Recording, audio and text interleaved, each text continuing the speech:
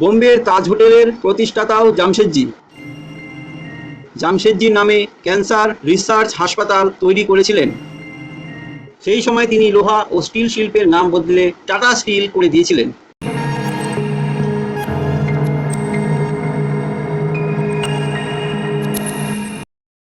Tata গ্রুপসকে ভালো মতন বোঝা বা জানার আগে যে স্থান থেকে টাটা পরিবারের আরম্ভ হয়েছিল সেই স্থানটিকে ভালো মতন জানা খুবই প্রয়োজন।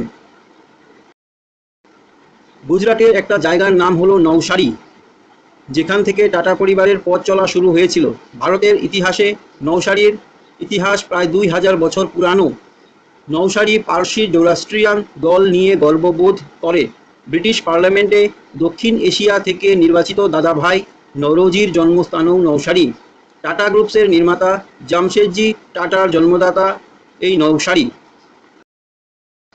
বিশালাকায় টাটা পরিবারের টাটা কোম্পানির যারা অধ্যক্ষ পদে ছিলেন তাদের কার্যকাল নিম্নরূপ: জামশেদজি নুসেরভঞ্জি টাটা 1887 থেকে 1904, স্যার দোরাবজি টাটা 1904 থেকে 1932, তারপর স্যার রতনজি টাটা, এরপর 1938 থেকে 1991 JRD টাটা, 1991 থেকে তারপর রতন টাটা, যার কার্যকাল কিছু সময় পূর্বে টাটার অধ্যক্ষ পদ থেকে শেষ হয়েছে।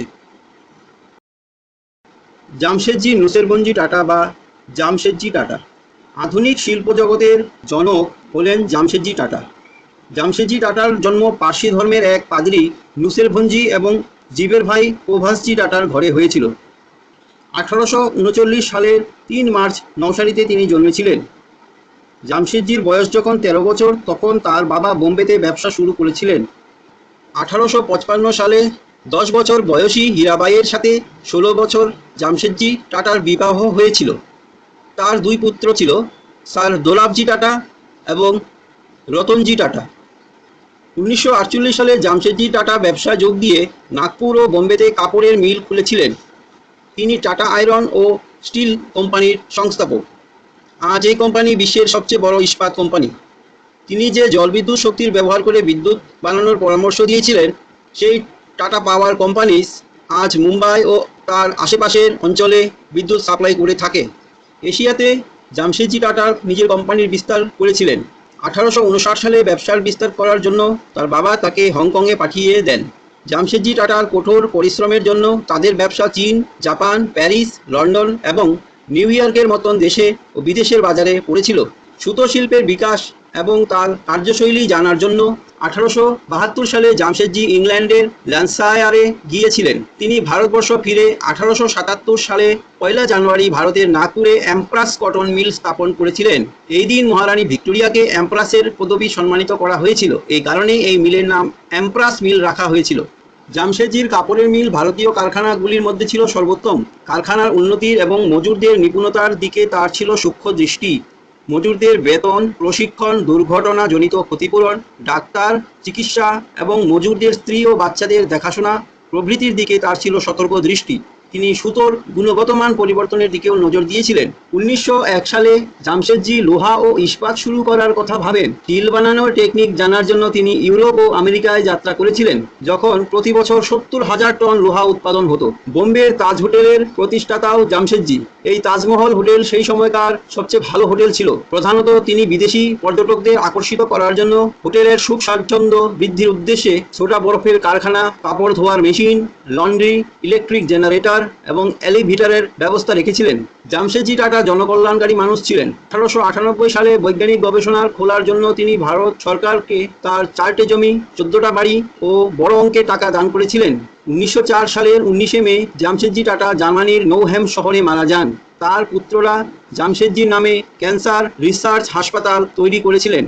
জামশেদজি ব্যক্তিগত জীবনেও সর্বদাই নতুন কিছু করার চেষ্টা করেছিলেন। তিনি মুম্বাইয়ের রাস্তায় প্রথম মোটর গাড়ি চালিয়েছিলেন। তিনি প্রথম ভারতীয় যিনি গাড়িতে রবারের টায়ার ব্যবহার করেছিলেন। প্রাক্তন প্রধানমন্ত্রী পণ্ডিত জওয়াহরলাল নেহেরু তার সম্পর্কে বলেছিলেন যে তিনি আধুনিক ভারতের প্রধান কয়েকজন প্রতিষ্ঠাতার একজন।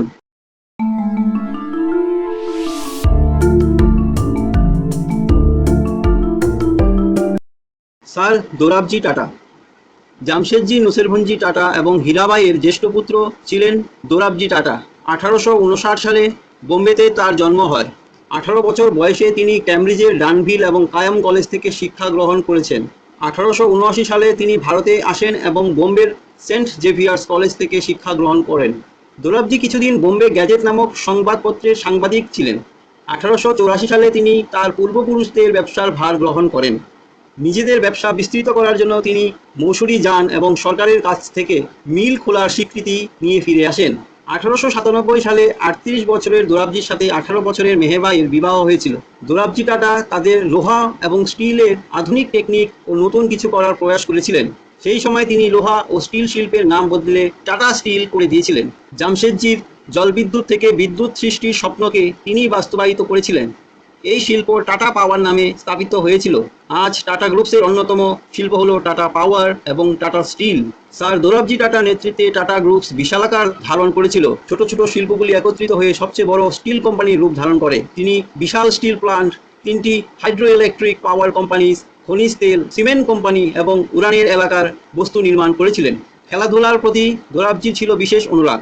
তিনি ভারতীয় অলিম্পিক সংঘের অধ্যক্ষ ছিলেন। 1924-এ তিনি ভারতকে প্যারিস অলিম্পিয়াডে খেলতে পাঠিয়েছিলেন। তিনি আন্তর্জাতিক অলিম্পিক সমিতির সদস্য ছিলেন। 1931-এ দোরাবজির স্ত্রী মেহেরবাই লিউকোমিয়ায় মারা যান। তিনি তার স্ত্রীর স্মৃতির উদ্দেশ্যে লেডি টাটা মেমোরিয়াল ট্রাস্ট নির্মাণ করেছিলেন। রক্ত সম্পর্কিত অসুখের গবেষণা করার জন্য এই সংস্থা তৈরি হয়েছিল।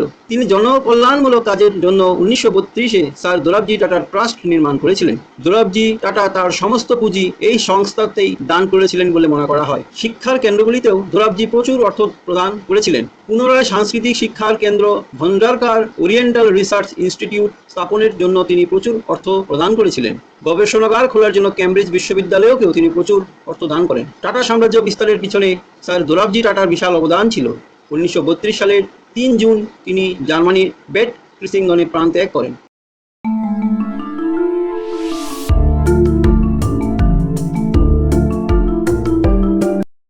স্যার রতনজি টাটা জামশেদজি নুসেরভঞ্জি টাটার ছোট পুত্র এবং দোরাবজি টাটার ছোট ভাই হলেন রতনজি টাটা। 1871-এ 20 জানুয়ারি তিনি জন্মগ্রহণ করেছিলেন। তিনি বোম্বে সেন্ট জেভিয়ার কলেজের ছাত্র। 1892 সালে তিনি নওয়াজবাইকে বিবাহ করেছিলেন। তারা সারা জীবন নিঃসন্তান ছিলেন।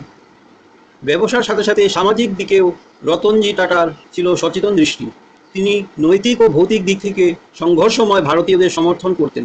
তিনি মহাত্মা গান্ধী ও ভারতীয়দের সমর্থন করার জন্য দক্ষিণ আফ্রিকায় সেই সময়কার 1,25,000 টাকা পাঠিয়েছিলেন। রাষ্ট্রীয় উন্নতিকল্পে হওয়ার কার্যের প্রতি রতন টাটার যথেষ্ট আগ্রহ ছিল। গোখলের নেতৃত্বে যে অভিযান চলেছিল তার জন্য তিনি মোট 1,10,000 টাকা প্রদান করেছিলেন। ভারতের প্রাচীনকাল ও প্রাচীন বস্তু প্রতিও রতন টাটার প্রচণ্ড আকর্ষণ ছিল। 1912 সালে রতনজি টাটা পুরাতত্ত্ব অভিযানের জন্য বিহার ও উড়িষ্যাকে আর্থিক সাহায্য প্রদান করেছিলেন। ডক্টর এবি কুসারের তত্ত্বাবধানের খনন কার্যের ফলে পাটলিপুত্র থেকে বেশ কিছু গুরুত্বপূর্ণ বস্তু পাওয়া যায়।